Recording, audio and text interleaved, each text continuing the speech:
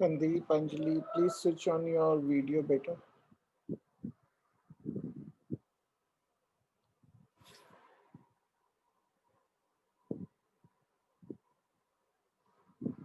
Okay, so we will start. It's already 5 minutes past. Okay, so we will not wait for others. We will start. Okay. So, where did we reach last time? We were doing the multiplication rule.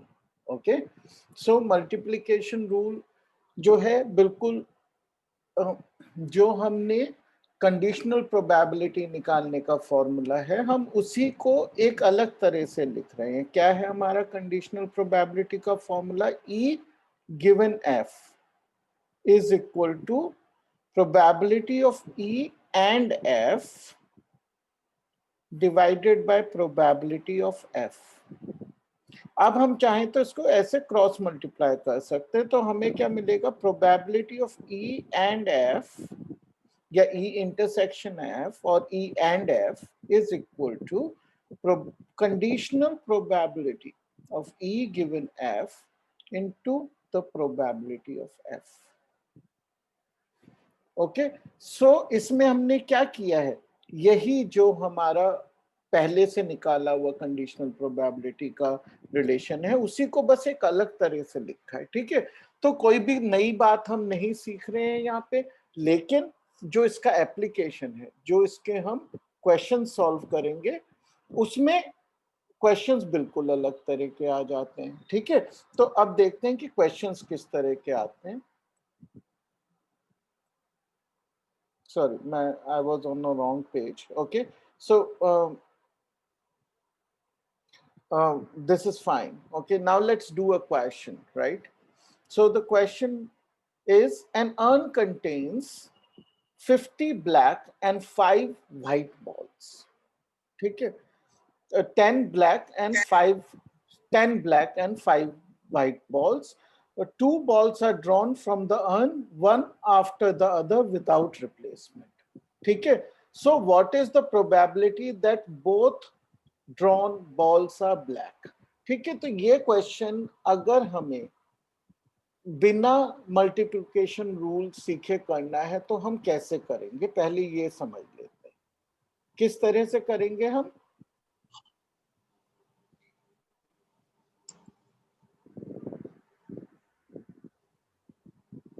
How can we do this question?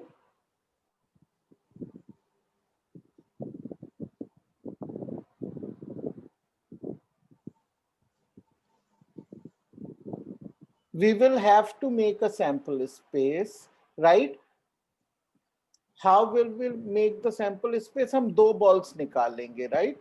So दो balls जो होती हैं वो black हो सकती है, वो black हो सकती है, white हो सकती है, और white हो सकती है। लेकिन ये सब डिस्टिंक्ट बॉल्स हैं। देखिए, मैंने आपको पहले भी ये चीज प्रोबेबिलिटी में समझाई है कि अगर हम अपना सैंपल स्पेस बस इतना बना के ये प्रॉब्लम सॉल्व करना की कोशिश करेंगे तो हमारा रिजल्ट हमें लगेगा कि 1/4 है, राइट? लेकिन वो गलत है, क्योंकि ये सब इक्वली प्रोबेबल इवेंट्स नहीं है। ठीक है, तो इस तरह करने में एक हमारा बहुत बड़ा सैंपल स्पेस बनेगा और ये क्वेश्चन करना थोड़ा सा कठिन हो जाता है। ठीक है, it's doable but slightly more difficult. तो अब हम इसको अपनी नई नॉलेज यानी मल्टीप्लिकेशन रूल के हिसाब से करते हैं। तो हम क्या करेंगे कि हमें एक बॉल की प्रोबेबिलिटी ब्लैक है, पहली बॉल निकालते हैं पहले, और उसकी क्या प्रोबेबिलिटी है वो हमें पता करना कोई मुश्किल काम नहीं है। So let's say the probability of the first black ball is what? There are 10 black balls and the total balls are 15, right? तो ये probability है हमारी 2/3. That is clear, right? अब हम क्या कहेंगे कि अब एक बार हमने ब्लैक बॉल निकाल ली, तो अब हमारे अर्न में कितनी बची? 9 ब्लैक बची और 5 व्हाइट बची। राइट। अब अगर हम दूसरी ब्लैक बॉल निकालना चाहें तो उसकी प्रोबेबिलिटी क्या है? अगर हम दूसरी ब्लैक बॉल निकालना चाहें तो उसकी प्रोबेबिलिटी होगी 9/14, राइट। तो ये जो प्रोबेबिलिटी है, मैं प्रोबेबिलिटी का नाम बाद में लिखूंगा। प्रोबेबिलिटी, बंद मत करो, खोल दो पूरी ना, अंधेरा है मेरी शक्ल पे। कार्तिक आपके पीछे नॉइज आ रही है। अरे मेरी शक्ल पे अंधेरा है। Okay, probability of second black ball, ठीक है, इसका नाम अभी बाद में लिखेंगे हम, वो निकालनी आसान है, 9/14। लेकिन अब इसका नाम बताइए क्या है? Like this symbol, what is this probability? 9/14 क्या प्रोबेबिलिटी है? ये है सेकेंड बॉल ब्लैक निकालने की, जब हमें पता है कि जो पहली बॉल निकाली गई वो भी ब्लैक थी, right. So this is the probability of the second black ball. तो इसको मैं B1 लिख देता हूँ ऐसे, right? So this is the probability of the second ball being black, given the first ball was already black. तभी तो हमें पता चला कि यहाँ पे 9 ब्लैक हैं, right? तो हमें क्या निकालनी है? Probability that we have to find is that the first ball is also black and the second ball is also black. So and this is and or intersection, right? So probability of first ball being black and the second ball being black, अब हम अपना formula लगा देते हैं, वो है probability of second ball being black given the first ball is black into the probability of the first ball being black.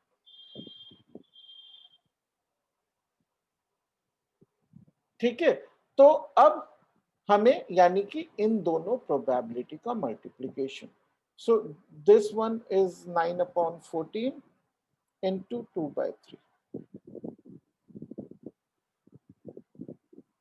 which is 3/7.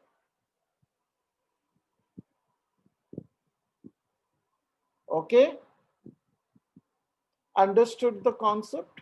बेटा video almost सभी का ऑफ है, please don't do that, switch on your videos.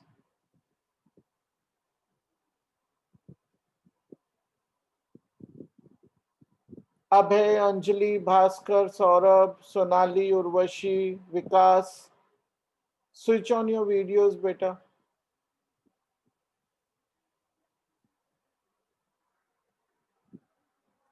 Okay, अब इसी rule को, जो हमारा multiplication rule है, इसको हम एक्सटेंड करके देखते हैं। ये तो 2 इवेंट में हमने किया, अगर ज्यादा इवेंट्स हैं तो ये रूल क्या बनता है, इसको जरा गौर से समझिए कि तब ये रूल, इसकी हम डेरिवेशन पे अभी नहीं जा रहे, केवल रूल समझ लेते हैं कि रूल क्या है।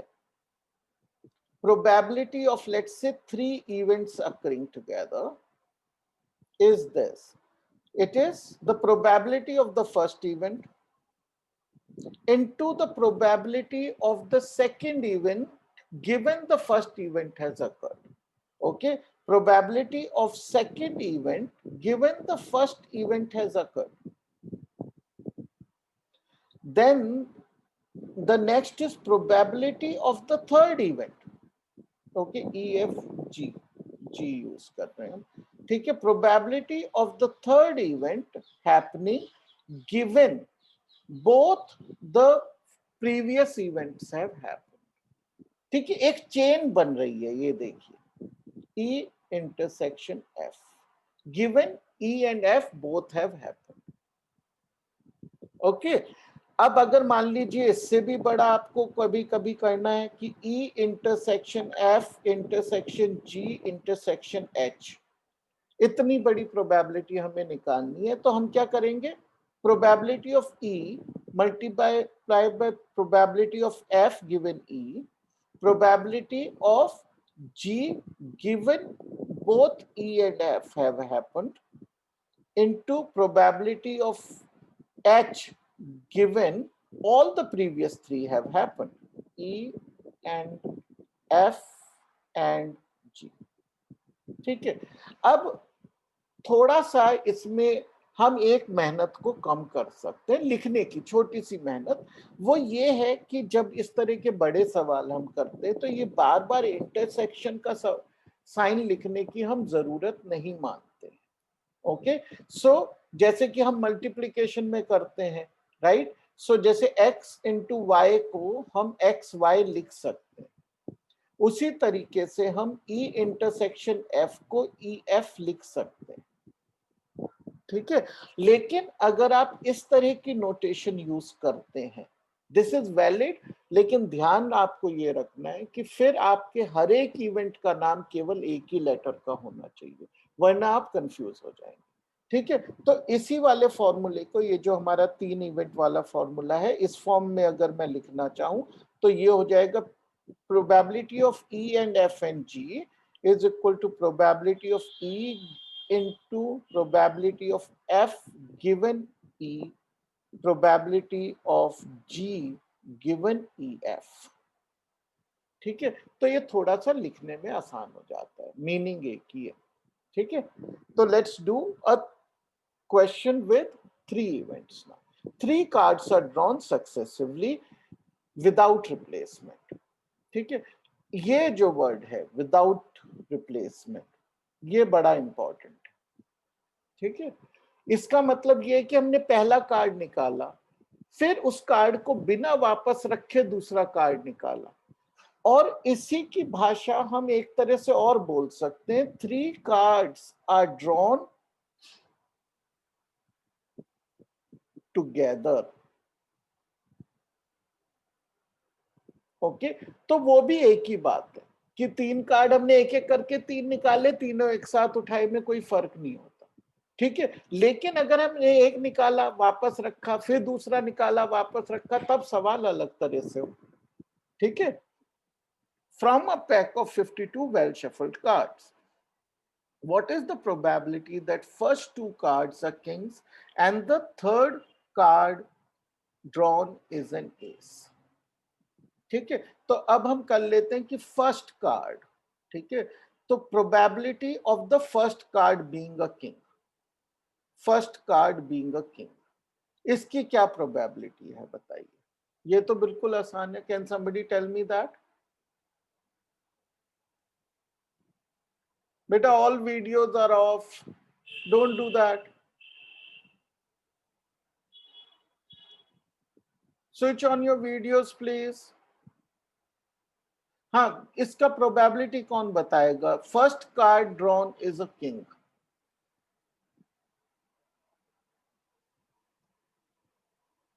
Class 12, this is easy. Please tell me this. Sir,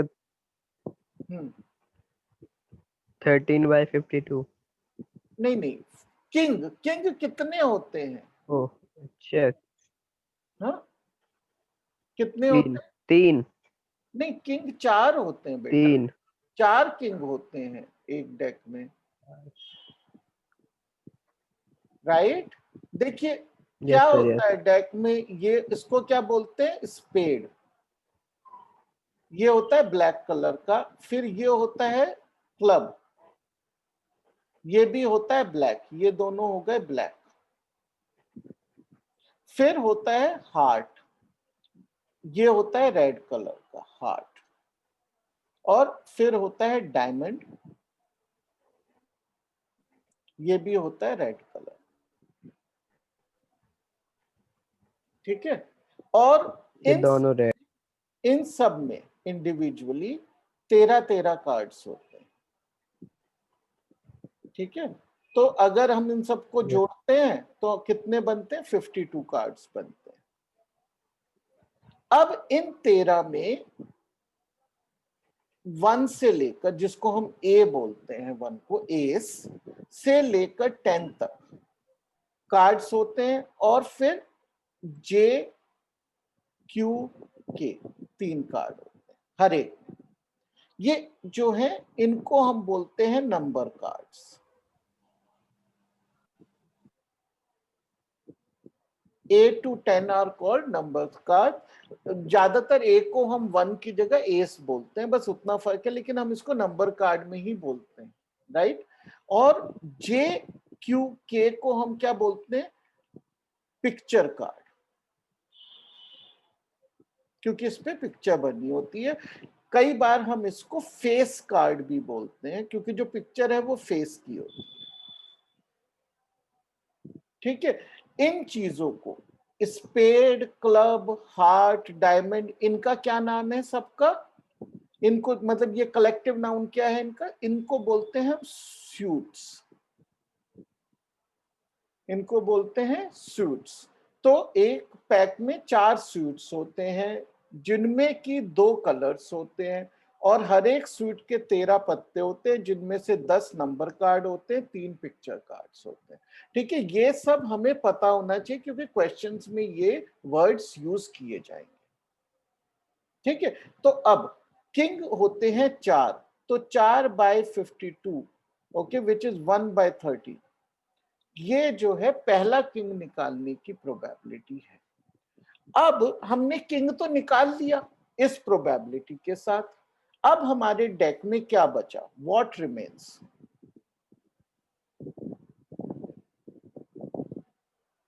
what remains is 52 minus 1 king, right? So 51 cards हैं हमारे पास। अब क्वेश्चन है कि what is the probability of second card being a king given the first card was a king. मतलब ये है अभी condition. तो क्या प्रोबेबिलिटी है? अभी हमारे पास कितने किंग बचे हैं? 3 बचे हैं। तो किंग आने सर की 3 बचा। प्रोबेबिलिटी है 3 डिवाइडेड बाय कार्ड्स टोटल कितने बचे हैं? 51, 51। ठीक है। यस अब ये हो गया। अब तीसरा कार्ड हमें निकालना है। उससे पहले देख लेते हैं हमारे डेक में बचा क्या है। What remains, okay. ये जो व्हाट रिमेन्स वाली चीज है, ये आपको क्वेश्चन सॉल्व करने में लिखने की जरूरत नहीं है, ठीक है।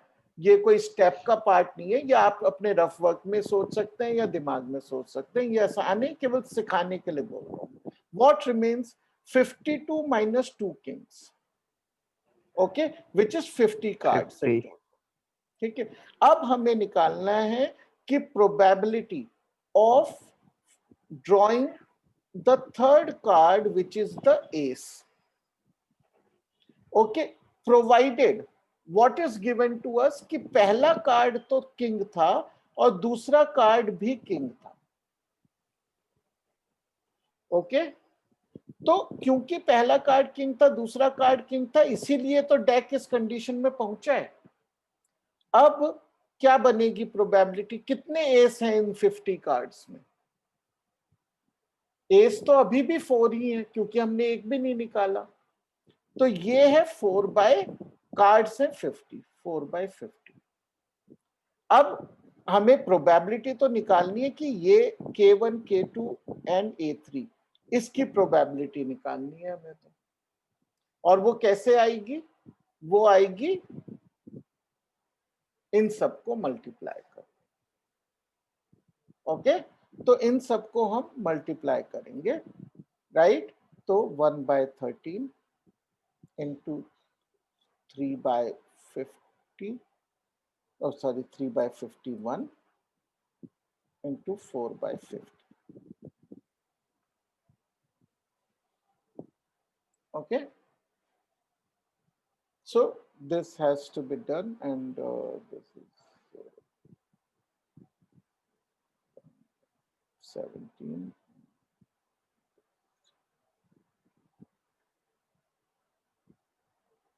So 2/13 into 17 into 25, okay.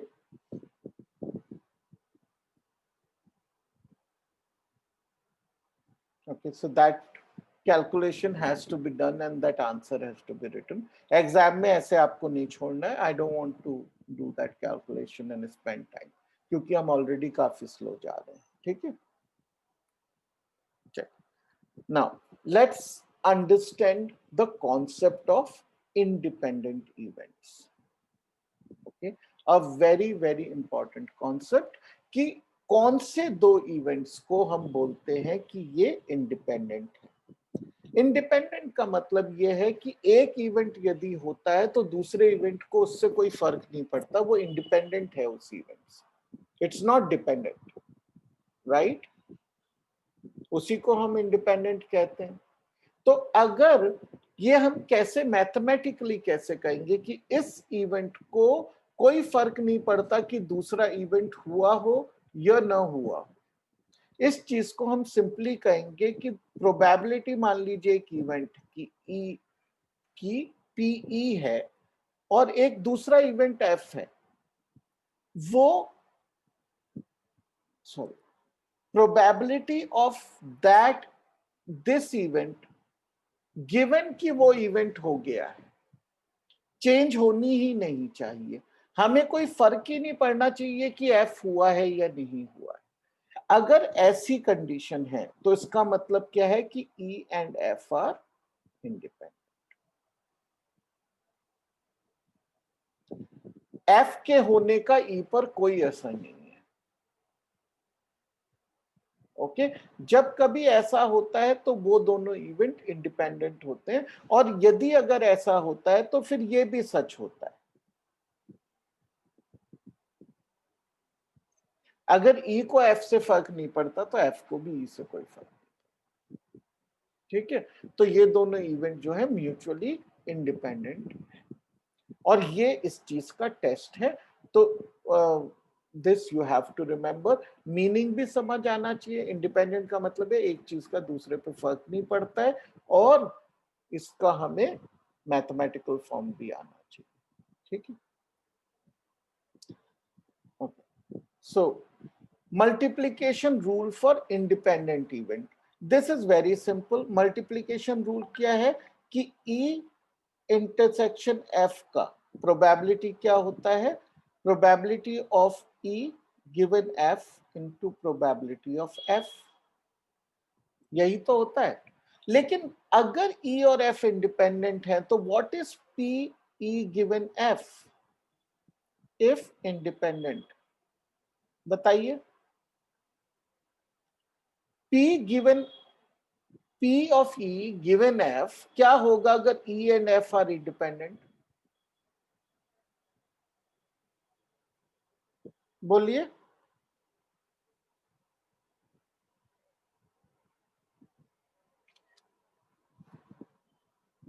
क्या होगा ये? अभी मैंने बताया है कि अगर इंडिपेंडेंट का क्या रूल है कि P of E given F will be same as P of E। तो इस चीज को यहां पे डाल दीजिए, तो क्या हो गया, पी ई इंटरसेक्शन एफ की प्रोबेबिलिटी हो गई P E into P F. तो जब दो इवेंट इंडिपेंडेंट होते हैं तो उन दोनों के साथ में होने की प्रोबेबिलिटी क्या होती है, उन दोनों की प्रोबेबिलिटी का multiplication. Okay, so even before we go ahead, I will tell you a very simple example to explain this। मान लीजिए हमने पहला कॉइन, दो कॉइन टॉस किए, ठीक है, और हमसे पूछा गया है what is the probability of both the coin showing a head, right? अब पहला कॉइन में हेड आता है, इससे दूसरे कॉइन को तो कोई फर्क नहीं पड़ता है, they are independent events, we know that, right? तो probability of first coin showing a head and the second coin showing a head is same as the first coin showing a head into the probability of second coin showing a head, which is half into half is equal to 1/4। अब ये आप अपने पुराने तरीके से करके देख लीजिए, दो कॉइन एक साथ डाले हमने तो सैंपल स्पेस क्या बना, क्या बना बताइए?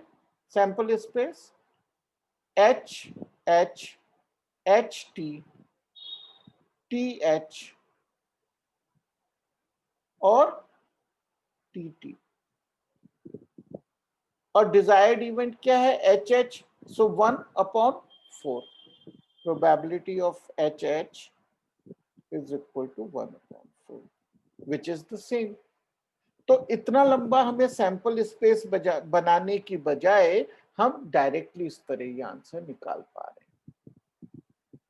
Okay, which is a very powerful method. क्योंकि अगर यही चीज हमसे पूछी गई होती 10 कॉइन उछाले जाएं और 10 के 10 में हेड आने की क्या प्रोबेबिलिटी है, अगर आप इस तरह से सैंपल स्पेस बनाएंगे तो बहुत समय लगेगा। लेकिन इस तरीके से क्या हो जाएगा, half into half into half 10 times, which is 1/1024। एकदम से आंसर आ जाएगा आपका। The question which could have taken you 5 minutes will take you less than 5 seconds now. Okay, तो ये बहुत ही यूजफुल कॉन्सेप्ट है। ठीक है, मल्टीप्लीकेशन रूल, उसमें भी multiplication rule of independent events. Okay, now there are two terms in probability which are commonly used and lot of people confuse between the two. एक है इंडिपेंडेंट और एक है एक्सक्लूसिव। कि दो इवेंट इंडिपेंडेंट है का क्या मतलब है और दो इवेंट एक्सक्लूसिव है का क्या मतलब है। देखिए, इंडिपेंडेंट है, E is independent of F. इसका मतलब ये होता है कि E does not care about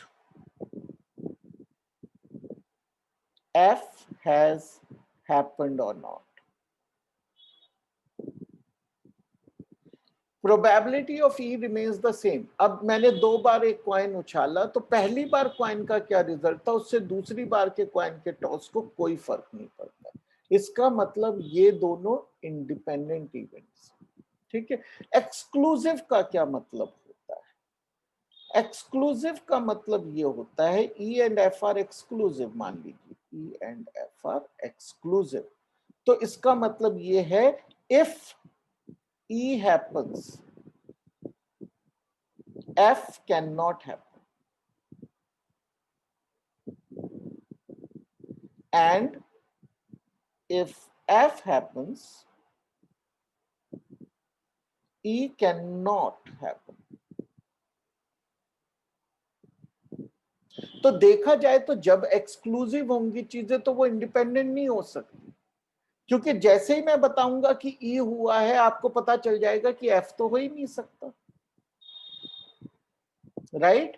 तो E की इंफॉर्मेशन से F की हमें नॉलेज मिल जाती है। अगर जैसे कि हेड और टेल आना एक ही कॉइन में एक ही बार में, एक्सक्लूसिव इवेंट्स। अगर मैं आपको कहूं कि कॉइन में हेड आया तो आपको पता चल जाएगा टेल नहीं आया। They are not independent, they are exclusive. एक हुआ तो दूसरा नहीं हो सकता। इंडिपेंडेंट का मतलब एक को फर्क नहीं पड़ता दूसरा हुआ या नहीं हुआ। ये दोनों बिल्कुल अलग कॉन्सेप्ट्स हैं, इन दोनों में कंफ्यूज नहीं होना। ठीक है, अब प्रोबेबिलिटी में ये इंडिपेंडेंट एक्सपेरिमेंट क्या चीज होती है? अभी तक हमने किसकी बात की है? इंडिपेंडेंट इवेंट की बात। Events are independent within the same experiment. जैसे कि एक एक्सपेरिमेंट मैंने डिफाइन किया है, एक डेक ऑफ कार्ड्स में से एक कार्ड निकाला, वापस रख दिया, फिर दूसरा कार्ड निकाला। तो इस तरह का जो इवेंट है, ओके, वो इंडिपेंडेंट है एक दूसरे से। अब यही एक्सपेरिमेंट मैं बार बार रिपीट करूं, अगर 2 कार्ड्स निकालने वाला, पहले मैं भास्कर के साथ करूं, फिर मनीष के साथ करूं, फिर सोनाली के साथ करूं, तो ये जो होंगे ये इंडिपेंडेंट एक्सपेरिमेंट्स कहलाएंगे। ठीक है, तो इंडिपेंडेंट एक्सपेरिमेंट तब होते हैं जब उनमें कोई भी उनमें होने वाले इवेंट्स एक दूसरे से इंडिपेंडेंट। ठीक है ना?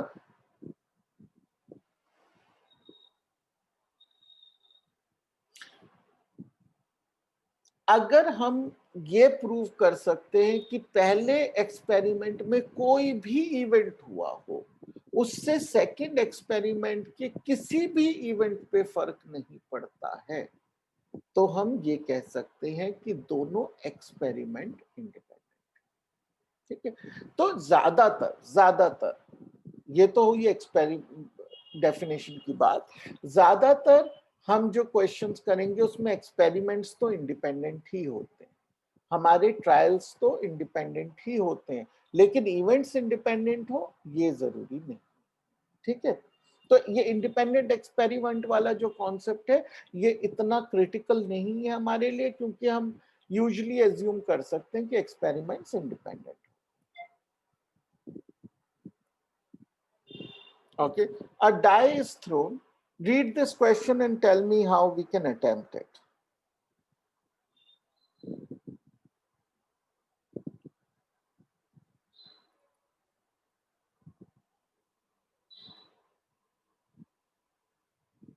Anybody? A die is thrown. If E is the event, the number of appearing is a multiple of 3. ठीक है, तो दो ही नंबर होते हैं 3 और 6 जो मल्टीपल ऑफ 3 होते हैं एक डाई में, and F be the event, the number appearing is even. Okay, then find whether E and F are independent.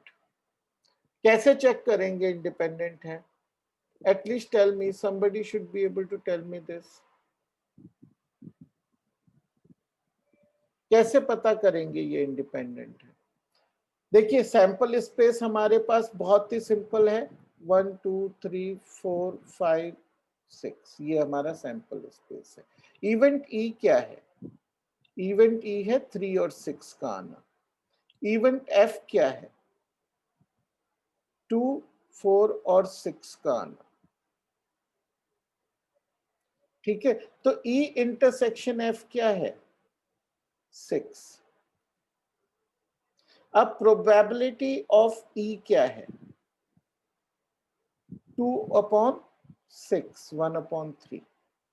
Probability of F क्या है? 1 2 3, 3/6 is 1/2. अब probability of E given F क्या है? Probability of, we can write it as in the cardinality form, n of e intersection f divided by n of f, right? Which is e intersection f की probability क्या है? 1/, probability नहीं, number लिख रहे हैं, sorry, 1। और cardinality of f क्या है? 3।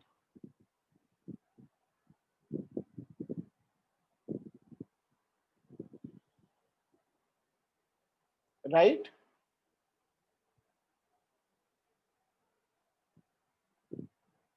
राइट, तो क्या हुआ ये 1/3, पी क्या था? 1/3। दोनों सेम है, पीई भी सेम है और पी ई गिवन एफ भी सेम है, तो ये इंडिपेंडेंट हुए या नहीं हुए? बेटा कोई तो जवाब दो। How can it be so difficult? आप लोगों ने वीडियो भी ऑफ किए हुए हैं। Switch on your videos and at least answer these basic questions. मुझे पता तो चले आप सुन भी रहे हैं या नहीं।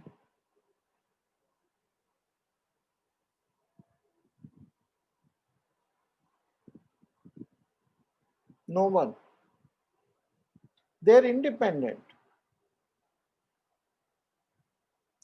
एक बार उल्टा चेक कर लेते हैं कि what is the probability of F given E. P n of E and F by n of E, तो क्या है वो? ये 1 है, n of E क्या है? 2। What is the probability of F? It is also half. एक ही बार करना सफिशिएंट होता है। अगर A is independent of B, then B is independent of A। ठीक है, तो ये कोई हमें बार बार करने की जरूरत नहीं है, ये मैं केवल करके दिखाने के लिए दिखा रहा हूँ। ठीक है, तो अगर ये कंडीशन मैच हो गई तो इंडिपेंडेंस प्रूव हो गई। चलिए अब ये वाला क्वेश्चन करके देखते हैं. An unbiased die is thrown.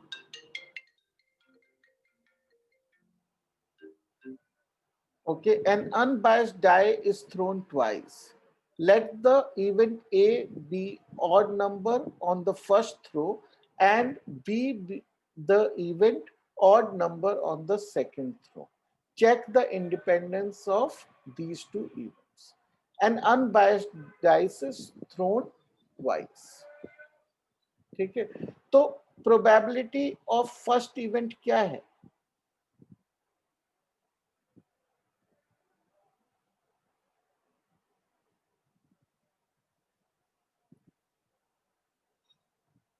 Let event A be odd number on the first throw.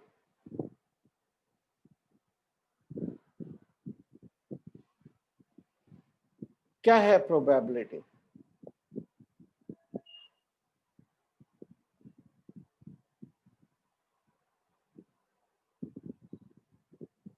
Nobody can answer that.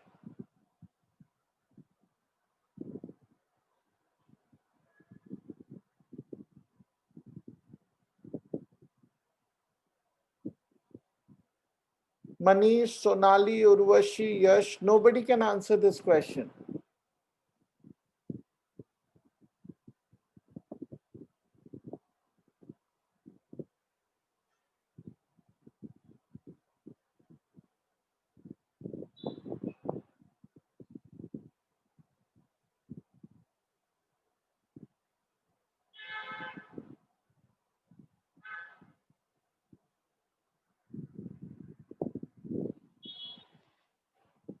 देखिए हमको ये ट्रेडिशनल तरीके से क्वेश्चन कैसे करते हैं, हम दो डाई थ्रो किए हमने, राइट? तो हम ये ग्रिड बनाते थे.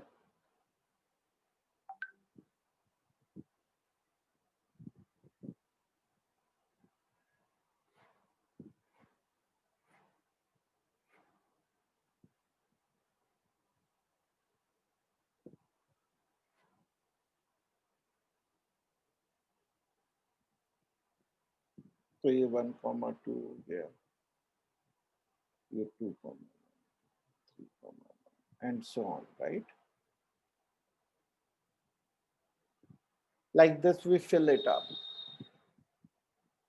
Now probability of A क्या है कि फर्स्ट नंबर जो है वो ऑड हो. वो कहाँ कहाँ पे है? वो ये पूरी रो है, ये पूरी रो है और ये पूरी रो. 6 + 6 + 6 18. टोटल कितना है? 36 is equal to half. Now the second is odd. Okay, वो क्या होगा? Second is odd. Second number odd कहाँ कहाँ होगा?